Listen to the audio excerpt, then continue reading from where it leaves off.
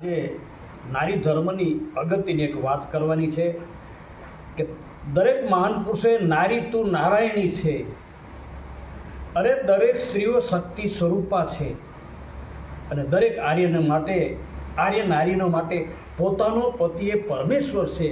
આવા મહાવ્રત પાળે તો દરેક બહેનોમાં સતીત્વ પ્રગટે છે અને સતીત્વ પ્રગટે તો એને દેવો પણ આધીન રહે છે અને પોતાના સાસુ સસરા પતિ કુટુંબ પરિવારની સેવા કરવાથી એને આશીર્વાદ મળે છે અને દરેક ઘર સ્વર્ગ બને છે.